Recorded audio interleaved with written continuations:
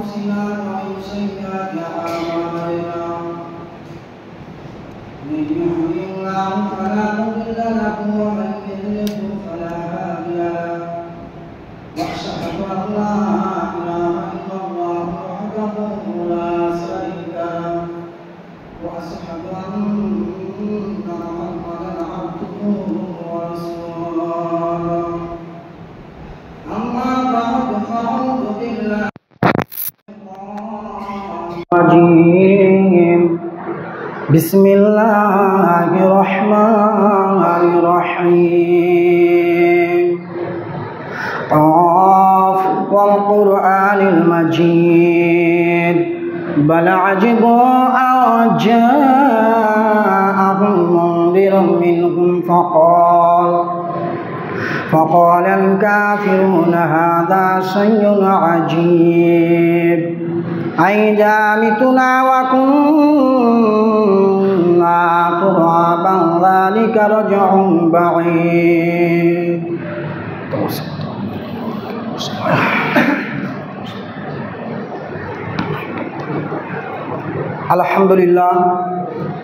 Alhamdulillah kafa wassalatu wassalamu ala man la nabiyya ba'da. Amma ba'du fa'udhu billahi minash shaitanir rajim. Bismillahirrahmanirrahim. Wala tahinu wala tahzanu wa antumul a'launa in kuntum mu'minin. Bismillahirrahmanirrahim. Zaharal fasadu fil barri wal bahri bima kasabat aydin nas.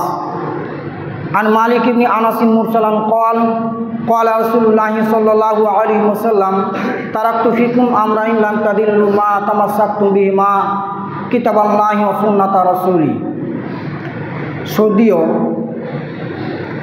সম্মানীয় আজকের এই মসজিদের মুসাল্লিগণ দূর দূরান্ত থেকে ছুটে আসা বয়োজ্যেষ্ঠ বয়কনিষ্ঠ সমবয়স্ক জ্ঞান পিপাসু ভাতৃবৃন্দ, সমস্ত প্রশংসা গুণগান গুণকীর্তন আরাধনা আলোচনা সেই একচ্ছত্র আল্লাহ তাবারক ওয়া তাআলার জন্য, যিনি একক ও দ্বিতীয়, যিনার কোনো অংশীদারি নেই। সেই আল্লাহ তাআলার প্রশংসা করে কেউ শেষ করতে পারেনি, পারছে না এবং ভবিষ্যতে কেউ পারবে না। তাই তিনের বাক্যে বলি আলহামদুলিল্লাহ। তারপরে পরে দরুদ ও সালাম বর্ষিত হোক সকল নবী ও রসুল সর্দার আমাদের নবী সারা বিশ্বের নবী মুহাম্মদুর রাসূলুল্লাহ সাল্লাল্লাহু আলাইহি ওয়াসাল্লাম এর প্রতি আমরা সকলেই বলি আল্লাহুম্মা সাল্লি আলাইহি আল্লাহুম্মা বারিক আলাইহি। মহতরম ভাই আজিজ ও বুজুর্গ দোস্ত, আজকে আপনাদের সম্মুখে একটি গুরুত্বপূর্ণ বিষয় নিয়ে উপস্থিত হয়েছি, যা আমি মনে করি যা বর্তমান ভারতবর্ষের পরিস্থিতি, এটা দেওয়া অতীব জরুরি। তো সেই বিষয়টি কি? মুসলিম বিশ্ব ও আমাদের করণীয়। প্রথমত আমরা জানব মুসলিম বিশ্বের অবস্থান, অতঃপর গৌরবময় অবস্থায় ফিরে যাওয়ার রাস্তা অনুসরণ করার চেষ্টা করব। ওমা তৌফিক ইল্লা বিল্লাহ। ব্রাদারানে মিল্লাত, একজন বিশিষ্ট খ্রিস্টান দার্শনিক ও সমালোচক জর্জ বার্নার্ড শ, তিনি অনেক সময় ইসলাম ও মুসলিমদের ভূয়সী প্রশংসা করেছেন। তো সেই ভদ্রলোককে প্রশ্ন করা হলো যে পৃথিবীতে যত ধর্ম রয়েছে সবচেয়ে কোন ধর্মটি শ্রেষ্ঠ? তিনি বললেন ইসলাম ধর্ম হচ্ছে শ্রেষ্ঠ। পুনরায় তাকে নিকৃষ্ট জাতি সম্পর্কে জিজ্ঞাসা করা হলো যে কোন জাতি নিকৃষ্ট? তিনি বললেন মুসলিম জাতি। কথা শুনতে খারাপ লাগলেও ভদ্রলোকের অভিমত অধিকাংশে সঠিক, কারণ যে জাতি স্বল্প সময়ের মধ্যে নিজেদের প্রোডাক্টিভ জাতি হিসেবে বিশ্বকে বিশ্ব মানবতার পাঠ শিখালো, সেই জাতি আজ সর্বত্র নিষ্পেষিত অন্যায়ের ও গণহত্যার শিকার, যা একটু অতীত ইতিহাস ও বর্তমান সময়টা পর্যালোচনা করলে সহজে অনুমেয়। সম্মানীয় উপস্থিতি, মুসলিম জাতির মহান ব্যক্তিত্বের দ্বারাই অর্ধ পৃথিবীর শাসন ও তাদের অবদানের কাছে বর্তমান পৃথিবী ছিল ঋণী। কারণ মুসলিম মনীষীগণ এর জ্ঞান বিজ্ঞান চর্চার জন্য বিশ্ববিদ্যালয় লাইব্রেরি গড়েছিলেন। করেছিলেন, যেমন কর্ডোভা, বাগদাদ ও কায়রো বিশ্ববিদ্যালয়। সম্মানীয় উপস্থিতি, আমাদের দেশের মুসলিমদের অবস্থা একটু পর্যালোচনা করি। এই দেশে আমরা, এই ভারতবর্ষেতে আমরা একটানা 750 বছর আমরা রাজত্ব করেছি। আর আজকে মুসলিম পরিচয় দেওয়াটাও আতঙ্কের কারণ হয়ে দাঁড়িয়েছে। কখনো এনআরসি আর হুমকি দেওয়া হয়, কখনো আবার জয় শ্রীরাম বলে। অনেক প্রমাণ রয়েছে। যারা সোশ্যাল মিডিয়া যারা ব্যবহার করে তারা অহরহ তারা দেখতে পাচ্ছে কি যে কোনো মুসলমানকে কোনো একটা নির্জনে নিয়ে গিয়ে জোরপূর্বক বলা করেছে যে জয় শ্রীরাম বল। আপনারা দেখতে পান না? অনেক প্রমাণ রয়েছে, অনেক আপনি কিন্তু অহরহ দেখা যাচ্ছে যে জোরপূর্বক মুসলমানদেরকে কোনো একটা নির্জনে নিয়ে গিয়ে জোরপূর্বক বলা করেছে যে জয় শ্রীরাম বল। আর যদি জয় শ্রীরাম না বলিস তাহলে তোকে দুনিয়া থেকে বিদায় করে দিব। কিন্তু কোনো মুসলিম ঘরের ছেলেকে দেখেছেন যে কোনো একটা হিন্দু ঘরের ছেলেকে কিংবা অন্য কোনো ধর্মের ছেলেকে বলেছে যে আল্লাহ আকবার বলেছে? প্রমাণ পাবে না। কেন? ইসলাম এটা পারমিশন দেয়নি। ইসলাম এটা পারমিশন দেয়নি যে জোরপূর্বক তাকে ইসলামের ছায়াতলে নিয়ে আসতে হবে, জোরপূর্বক তাকে মুসলমান বানাতে হবে, এটা ইসলাম পারমিশন দেয়নি। সম্মানীয় উপস্থিতি, তাহলে আজকে মুসলিমদের ওপরে আজকে অহরহ আজকে অত্যাচার করা হচ্ছে। আপনার কিনা লকডাউনে আপনার কিনা বাবরি মসজিদ ভেঙে দিল। তাদেরকে যদি জিজ্ঞাসা করা হচ্ছে তোমার বাবরি মসজিদ ভাঙলে কেন, তখন তারা বলছে যে মুসলমানেরা কত বড় বদমাশ, মুসলমানেরা কত বড় বদমাশ যে এখানে কিন্তু রাম মন্দির ছিল, আর রাম মন্দিরকে ভেঙে মুসলমানেরা জোরপূর্বক তারা মসজিদ নির্মাণ করেছিল। এই জন্য আমরাই ক্ষমতা এসে আমরাও কি করলাম? রাম মন্দির নির্মাণ করলাম। এটা সম্পূর্ণভাবে মিথ্যা অপবাদ। কেন? মুসলমানেরা জানে যে কোনো একটা অন্যায়ভাবে কোনো একটা জায়গাকে দখল করে সেই জায়গায় যদি মসজিদ নির্মাণ করা হয়, মসজিদ যদি বানানো হয়, তাহলে সেই মসজিদে নামাজ হবে না। এটা মুসলমানের পক্ষে সম্ভব নয়। এটা মুসলমানেরা ভালো করে জানে। জি, এটা মুসলমানেরা ভালো করে জানে। সম্মানিত উপস্থিতি, আজকে মুসলিমদের ওপরে আজকে আপনি কিনা চারিদিক থেকে আজকে নির্যাতন জুলুম করা হচ্ছে। বুঝছে মুসলমানদের ভারতবর্ষের আপনি কিনা কোনো অবদান নেই। বুঝছে এই ভারতটাকে স্বাধীন করেছে কে? তো তাদের ইতিহাস বলছে। একটা কথা বলি কি, এখন যদি কোনো মাধ্যমিকের ছেলেকে যদি প্রশ্ন করা হয়, যদি জিজ্ঞাসা করা হয় যে ভারতবর্ষেতে স্বাধীন করেছিল, আপনার লড়াই করেছিল, তারা মুসলমান ছিল, তাদের 10 জন নাম বলো তো বলতে পারবে না। কেন?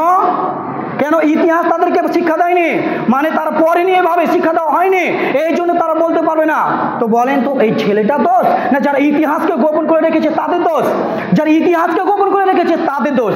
সম্মানিত উপস্থিতি, তো তারা বলছে, তাদের ইতিহাস বলছে যে ভারতকে স্বাধীন করেছে কে? তো নাম হচ্ছে বিনয় বাদল দীনেশ, মাস্টারদা সূর্য সেন, গান্ধীজি, বিনয় বাদল দীনেশ, প্রফুল্ল চাকি, ক্ষুদিরাম বোস, এরা নাকি ভারতবর্ষকে স্বাধীন করেছে। কোনো মুসলমানকে যোগদান দেয়নি, কোনো মুসলমানকে যোগদান দেয়নি। তার মধ্যে কিছু নাম বলি। মোহাম্মদ শের আলী, মনে পড়ে নাম? মোহাম্মদ শের আলী, জিনাকে আপনি কিনা 14 বছর জেলে থেকে পুচিয়ে আপনি কিনা ফাঁসির কাস্টে ঝুলিয়ে দেওয়া হয়েছিল। এই ভারতের জন্য লড়াই করেছিল। আতাউল্লাহ বুখারী, মৌলানা কাসেম হুসেন আহমদ মাদানী, কংগ্রেসের প্রেসিডেন্ট হাকিম আজমল খান, টিপু সুলতান, মজনু শাহ, এরা কি ভারতের জন্য লড়াই করেনি? এরা কি ব্রিটিশদের সাথে লড়াই করেনি? এরা কি ইংরেজদের সাথে লড়াই করেনি? সর্বভারতীয় নেতা আহমদুল্লাহ, যাকে ব্রিটিশরা বলেছিল যে আহমদুল্লাহর মাথা যে এনে দিতে পারবে তাকে আমরা 50,000 টাকা পুরস্কার দিব তৎকালীন সময়ে। মৌলানা ওবায়দুল্লাহ সিন্ধি, এরা কি ভারতের জন্য লড়াই করেনি? বুঝে না, এরা লড়াই করেনি। কারা করেছিল? বুঝে এরাই করেছিল। কারা? তাদের ইতিহাস বলছে না মুসলমানরা লড়াইয়ে যোগদান দেয়নি। সম্মানিত উপস্থিতি, আজকে মুসলিমদের উপরে আজকে চারিদিক থেকে আজকে অত্যাচার জুলুম আজকে নির্যাতন করা হচ্ছে। যদি আপনি ইতিহাস পড়ে দেখেন তাহলে ভারতের যে মূল জায়গাগুলো রয়েছে, মূল জিনিসগুলো রয়েছে মুসলমানদের, ওগুলো কেমন? আপনার কিনা কুতুব মিনার, শহীদ মিনার, চার মিনার, হাজি আলী, নিজামুদ্দিন কাদের মুসলমানদের, হাজারদুয়ারি কাদের মুসলমানদের, আপনার কিনা যত আপনার কিনা মুসলমানদের সম্পদ রয়েছে, আপনি যদি ভালো করে আপনার কিনা ইতিহাস পড়েন, আপনি যদি গবেষণা করেন তাহলে পুরোটাই আপনার কিনা মুসলমানদের। সম্মানিত উপস্থিতি, এই আপনার কিনা বাংলার জমিনে একটা নাম রয়েছে, ওই জায়গাটার নাম হচ্ছে টালিগঞ্জ। আসলে জায়গাটার নাম ছিল তাহের আলীগঞ্জ। চালাকি চালাকি করে নামটা আপনি কিনা বাদ করে দিয়েছে, আপনি কিনা লিখে দিয়েছে টালিগঞ্জ। ওই টালিগঞ্জে মুসলমানদের প্রায় আপনার কিনা 382 বিঘা জমি পুরোটাই মুসলমানদের দেওয়া। ইন্দ্রনীল স্টেডিয়ামটা কাদের? মুসলমানদের। আলিপুর আবহাওয়া দপ্তর কাদের? মুসলমানদের। আপনার কিনা মূল জিনিসগুলো ভারত রয়েছে। সম্মানিত উপস্থিতি, তাহলে যে জাতি পৃথিবীতে এত সম্মানিত ও গৌরবময় জায়গায় অধিষ্ঠিত ছিল, সেই জাতির এই করুণ পরিণতির কারণ ও করণীয় সম্পর্কে আলোকপাত করার চেষ্টা করছি। একটি শ্রেষ্ঠ জাতিকে নিকৃষ্ট বলার স্পর্ধা বার্নার্ড শ মহাশয় পেলেন কোথা থেকে? এই প্রশ্ন হয়তো অনেকে ভাবিয়ে তুলবে, কারণ যে ধর্ম পৃথিবীর সেরা ধর্ম, সেই ধর্মের ধারক বাহক ও প্রচার করে কি কখনো নিকৃষ্ট হতে পারে? তবে এই কথাও ঠিক, সেই ধর্মের নীতি যদি তারা মেনে না চলে, নিজেদের অতীত গৌরব ও মহিমাকে তারা যদি বিস্মৃতির অতল তলে ডুবিয়ে দিয়ে থাকে, তাহলে জাতি শ্রেষ্ঠত্বের আসনে থাকতে পারে কিনা এটাও ভেবে দেখতে হবে। নেহায়াত অপ্রীতিকর হলেও মাথা নত করে আমাদেরকে স্বীকার করতেই হবে যে আজকে মুসলমান জাতি আজকে ইসলামের আদর্শ থেকে আজকে অনেক নিচে নেমে গেছে। আমরা এক গৌরবময় ইতিহাস ও এক অতুলনীয় ঐতিহ্যের অধিকারী যে ছিলাম, সেই কথা আজকে আমরা ভুলে গেছি। আমাদের অনুভূতিটুকু একেবারে লোপ পেয়ে গেছে। কর্মদোষে সব কিছু হারিয়ে ফেলেছি। আমলকে করেছি কলঙ্কিত, কার্যকলাপ হয়েছে আমাদের নিকৃষ্ট। পবিত্র কোরআন এবং হাদিসের অপর নাম হচ্ছে ইসলাম। যারা কোরআন এবং হাদিসের নীতি মেনে চলে তারা মুসলমান, আর যারা মেনে চলে না তারা নামে মাত্র মুসলমান। সত্যিকার ভাবে আমরা যদি কোরআন এবং হাদিসের আপনি কিনা আমলগুলিকে পরীক্ষা করে দেখি, তাহলে এই কথা পরিষ্কার হয়ে উঠবে যে নামে গয়লা কাজী ভক্ষণ। প্রবাদ বাক্যের মতোই আজ আমার নামে মাত্র মুসলমান। অবশ্যই কোটির মধ্যে গুটির মতো 2-4 জন মুসলমান ইসলামের নীতি মেনে চলার যে চেষ্টা করেন না তা নয়, কিন্তু যে জাতি 1999 জন লোক ইসলামের অনুশাসন মেনে চলে না, তাদেরকে কি বলা যাবে? আমরা যদি সত্যিকার মুসলমান হতাম, তাহলে আজকে আমরা মৌলিক বিষয় হতে আমরা পিছনে পড়ে থাকতাম না। আজকে আমরা ওপর জাতির দিকে আজকে আমরা ফ্যাল করে কেন চেয়ে থাকছি? আজকে আমরা ওপর জাতির লাঠি চাটা কেন খাচ্ছি? সেটা প্রত্যেকের চিন্তা করা দরকার। তাই বার্নার্ড শা ঠিকই বলেছেন। শুধু বার্নার্ড শা কেন, আল্লামা কবি ইকবাল বলেছেন। কি বলেছেন? উনি বলছেন যে ওহ দুনিয়া মে মুআজ্জাজ थे मुसलमान होकर, ओह दुनिया में मुआज्जज थे मुसलमान होकर, आज हम जलील उखाड़े हुए तारीख कुरान होकर। বিশ্বে যারা ছিল সেরা হয়ে মুসলমান, আজকে তারা লাঞ্ছিত ছাড়িয়া কোরআন, আজকে পবিত্র কোরআন এবং হাদিস থেকে আজকে আমরা এই মুসলমান জাতি অনেক নিচে নেমে গেছে। মানে কোনো আপনার কিনা প্রবৃত্তি নেই, কোনো চিন্তা নেই, কোনো আপনার কিনা ফিকির নাই। তাই পূর্বেই উল্লেখ করেছি যে জর্জ বার্নার্ড শ এনার উক্তি হচ্ছে যে শ্রেষ্ঠ ধর্ম ইসলাম এবং নিকৃষ্ট জাতি মুসলিম। কথা ছিল ধর্ম যখনই শ্রেষ্ঠ, তার অনুসারীও শ্রেষ্ঠ হবে, নিকৃষ্ট নয়। কিন্তু আমাদের এই জীবনযাত্রা ও আচার ব্যবহার মারাত্মকভাবে ইসলাম এর সাথে সাংঘর্ষিক, ফলে আমরা নিকৃষ্ট জাতিতে পরিণত হলাম। আসুন আমরা আমাদের ত্রুটিগুলো বের করি। প্রথম কারণ, মুসলমান জাতি কোরআন এবং সুন্নাহ থেকে বিমুখতা অবলম্বন করেছে। যেমনটা নবী সাল্লাল্লাহু আলাইহি ওয়াসাল্লাম বলেছেন, বুখারী হাদিস, আল্লাহ রাসূল বলেছেন ইন্নাল্লাহা ইয়ারফাউ বিহাদাল কিতাব আকওয়ামান আয়াজুবিল আখিরিন। এই কোরআনের মাধ্যমে আল্লাহ তাআলা কোনো জাতিকে উন্নত করেন এবং এই কোরআনের মাধ্যমে আল্লাহ তাআলা কোনো জাতিকে অবনত করেন। সম্মানিত উপস্থিতি, তাহলে এই হাদিস থেকে আমরা কি বুঝতে পারলাম যে কোরআনের যদি আমরা জীবন করি তো পুনরায় পৃথিবীর আমরা যদি কোরআনের জীবন করি তাহলে আমরা আখিরাতেও আপনার কিনা কল্যাণ হবো, দুনিয়াতেও কল্যাণ হবো। আর যদি আমরা কোরআন থেকে আমরা যদি বিমুখ থাকি তাহলে আমরা আখিরাতেও লাঞ্ছিত হবো, পরকালে লাঞ্ছিত হবো। আখিরাতেও লাঞ্ছিত হবো, আপনি কিনা এই দুনিয়াতেও লাঞ্ছিত হবো। রাসূল সাল্লাল্লাহু আলাইহি ওয়াসাল্লাম আরো বলেছেন, মুআত্তামা মালিকের হাদিস, আল্লাহ রাসূল বলছেন তারাকতু ফিকুম আমরাইন লান তাদিল্লু মা তামাসসাকতুম বিহিমা কিতাবাল্লাহি ওয়া সুন্নাত রাসূলি। পৃথিবীর মানুষ, আমি তোমাদের জন্য দুটি জিনিস রেখে আছি, এই দুটি জিনিসকে তোমরা যতদিন আঁকড়ে ধরে থাকবে তোমরা পথভ্রষ্ট হবে না, তোমরা লাঞ্ছিত হবে না। সেই দুটি জিনিস কি? এক, আল্লাহর কিতাব। এক কি? আল্লাহর কিতাব। আর দ্বিতীয় হচ্ছে রাসূলের সুন্নাহ অর্থাৎ হাদিস। কিন্তু কোরআনের সাথে আমার সম্পর্ক আছে, কোরআনের সাথে আমাদের সম্পর্ক আছে, মুসলমানের সম্পর্ক আছে না? আজকে আমরা কোরআন থেকে আজকে আমরা অনেক দূরে সরে গেছি। আজকে মুসলমান জাতি কেন আজকে নিচে নেমে গেছে? আজকে মুসলমান জাতি কেন মার খাচ্ছে? আজকে মুসলমানদের ইসলাম নাই, আজকে মুসলমানের সাথে মুসলমানদের কোরআন নাই, কোনো কিছু নাই, মানে এদের সাথে সম্পর্ক নাই। দ্বিতীয় কারণ যে আমাদের কৃতকার্য ত্রুটিপূর্ণ। মহান আল্লাহ তাআলা বলেন সূরা রুম আয়াত নম্বর 41, আল্লাহ বলছেন যে লাহারাল ফাসাদু ফিল বাররি ওয়াল বাহরি বিমা কাসাবাত আইদিন নাস লিইউযিকাহুম বা'দাল্লাযী আমিলু লাআল্লাহুম ইয়ারজিউন। অর্থাৎ মানুষের কৃতকর্মের দরুন স্থলে ও সমুদ্রে ফাসাদ প্রকাশ পায়, যার ফলে আল্লাহ তাআলা তাদের কতিপয় কৃতকর্মের দরুন আপনার কিনা কতিপয় কৃতকর্মের সাদ আস্বাদন করান যাতে তারা ফিরে আসে। সম্মানিত উপস্থিতি, তাহলে কুকর্মের বিপর্যয় হলে বহুমুখী আযাবের সম্মুখীন হতে পারি, যেমন অগ্নিকাণ্ড, অনাবৃষ্টি, ভূমিকম্প, ভূমিধস, সব কিছু থেকে বরকত উঠে যাওয়া এবং শাসক দ্বারা বিশ্বের চরম অপমানিত ও লাঞ্ছিত হওয়া। তৃতীয় কারণ কি? তৃতীয় কারণ হচ্ছে যে যুব সমাজের চারিত্রিক অবক্ষয়।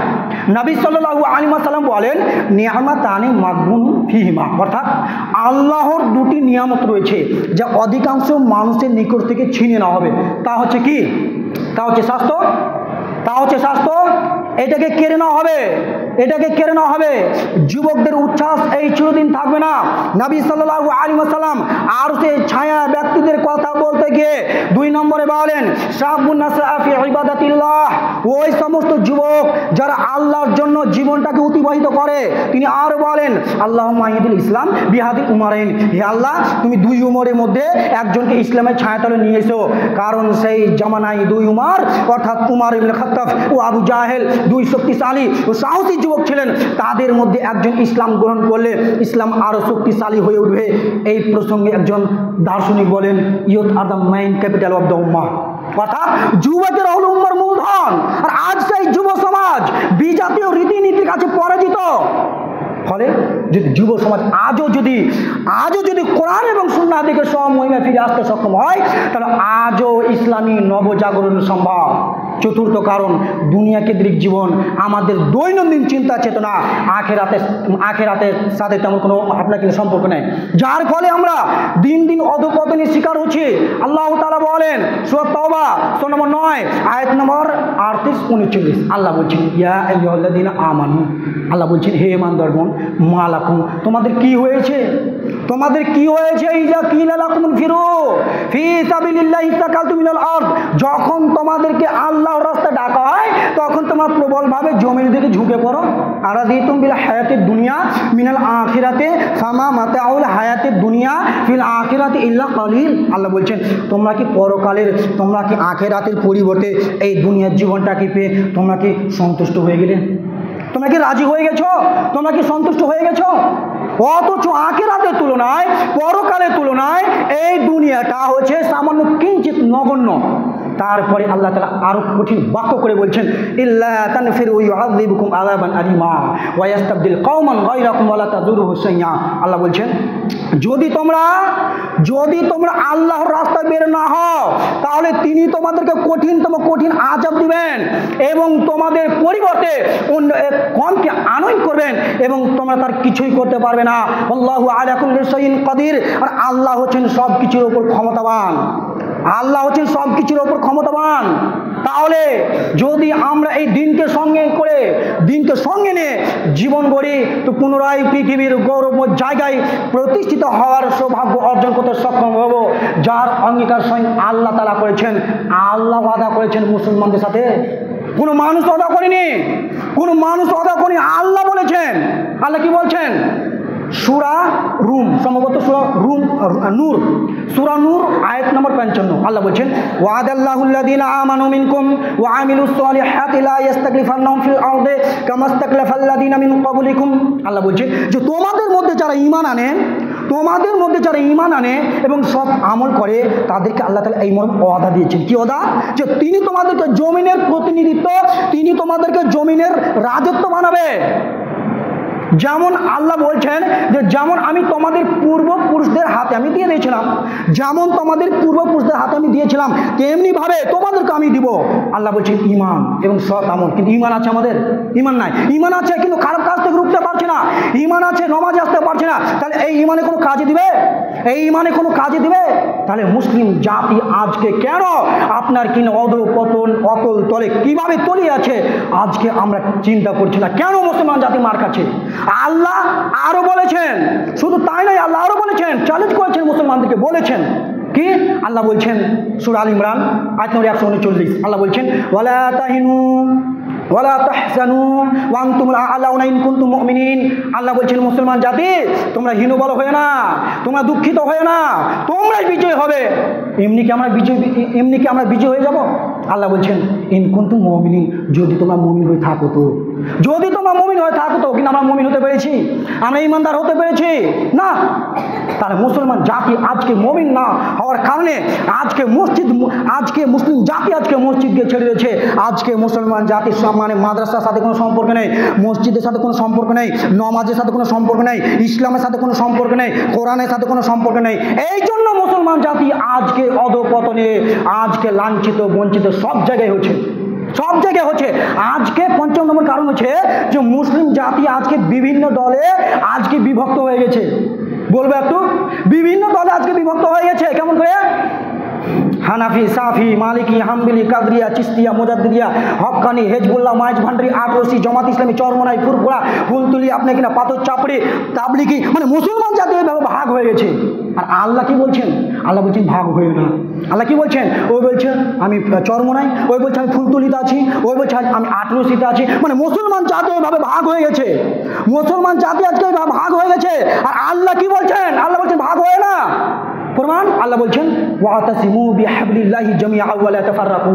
আল্লাহ বলছেন যে তোমরা আল্লাহর রশিকে তোমরা মজবুত করে ধরো, তোমরা আল্লাহর রশিকে তোমরা মজবুত করে ধরো। কোন রশি?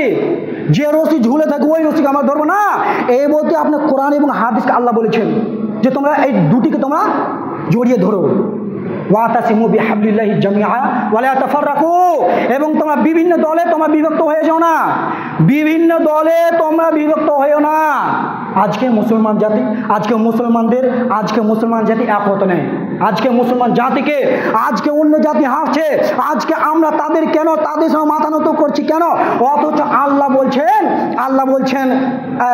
বলছেন কি বলছেন? যে কুনতুম খায়রা উম্মাতিন উখরিজাত লিন-নাস তা'মুরুনা বিল মা'রুফি। আল্লাহ বলছেন তোমরাই হলে শ্রেষ্ঠ জাতি, তোমরাই হলে মূল্যবান জাতি। এই মুসলমানই হচ্ছে মূল্যবান জাতি, মুসলমানই হচ্ছে আপনাকে শ্রেষ্ঠ জাতি। কিন্তু আজকাল আমরা বিজাতিদের কাছে আজকে আমরা নিচু জাতি, মানে আমাদের কোনো দাম নেই। আজকে ইহুদি, খ্রিস্টান, মার্জিসি, দম, চামার, বাগদি, মেথর, চোতর, শিয়া, সাঁওতাল, হিন্দু, আজকে এই ভারতবর্ষেতে আপনি এখানে দেখেন, ভারতবর্ষেতে আপনি দেখেন তারা শান্তিতে আছে, কিন্তু মুসলমান জাতি শান্তিতে নয়। আজকে মুসলমান জাতি আজকে আপনি কিনা মুসলিম হওয়ার কারণে নির্মমভাবে পিটিয়ে হত্যা করা হচ্ছে। জি, আজকে আমাদের প্রাণ কেন্দ্র মসজিদকে শহীদ করে রাম মন্দির নির্মাণ করা হচ্ছে। আপনি যারা আপনার কিনা যারা গুগল, যারা আপনার কিনা ফেসবুক, যারা ইউটিউব যারা ব্যবহার করে তারা অনেকেই জানে, সবাই তো জানে, কি জানে যে ওয়াকফ বিল পাস হয়ে গেছে। এটা কি ছিল? এটা ওয়াকফ বিল আপনি কিনা আইন হয়ে গেছে, আইন হয়ে গেছে, মুসলমানদের হাত ছাড়া হয়ে গেল। মানে ওয়াকফ বিল আজকে তাদের হাতে চলে গেছে, অথচ আমাদের পূর্বপুরুষেরা আমাদের দান করে গেছিল আমাদের জন্য এবং আল্লাহকে সন্তুষ্ট করার জন্য, কিন্তু আমাদের হাত থেকে চলে গেল। আজকে আমাদের হাত থেকে চলে গেল কেন? আমাদেরকে বুঝতে হবে, আমাদেরকে শিখতে হবে যে আমরা আজকে কোরআন এবং হাদিসকে আমরা ছেড়ে দিচ্ছি। কয়টা মানুষ ফিলিস্তিনের জন্য দোয়া করে? হ্যাঁ, ফিলিস্তিনদের আপনার কিনা অত্যাচার দিয়েছে, জুলুম চলছে, ছোট ছোট শিশু আপনার কিনা মেয়েরা অনাহারে কাটাচ্ছে। আর আমরা ফেসবুক দেখে এক হাতে বেড়ি, বাম হাতে আপনার কিনা, ডান হাতে আপনার কিনা বেড়ি আর বাম হাতে চা নিয়ে আমরা দেখছি আর হাসছি, বলছি ফিলিস্তিনে এইভাবে অত্যাচার হচ্ছে। কোনো চিন্তা চেতনা নাই, কোনো চিন্তা চেতনা নাই। তাহলে সম্মানিত উপস্থিতি, তাহলে মুসলিম জাতি আজকে কেন আজকে মুসলমান জাতির আজকে মেল নাই, আজকে মুসলমান জাতির মেল নাই।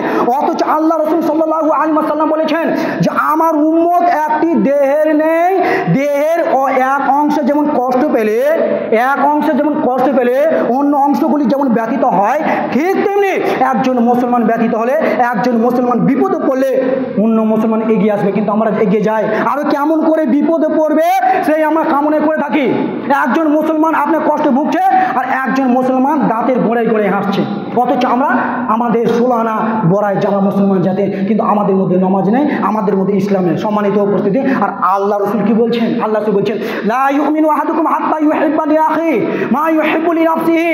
কোনো ব্যক্তি ততক্ষণ পর্যন্ত মুমিন হতে পারে না, আল্লাহ রসুল বলছেন যে কোনো ব্যক্তি ততক্ষণ পর্যন্ত মুমিন হতে পারে না যতক্ষণ পর্যন্ত সে তার ভাইয়ের জন্য পছন্দ করে যেটা সে নিজের জন্য পছন্দ করে।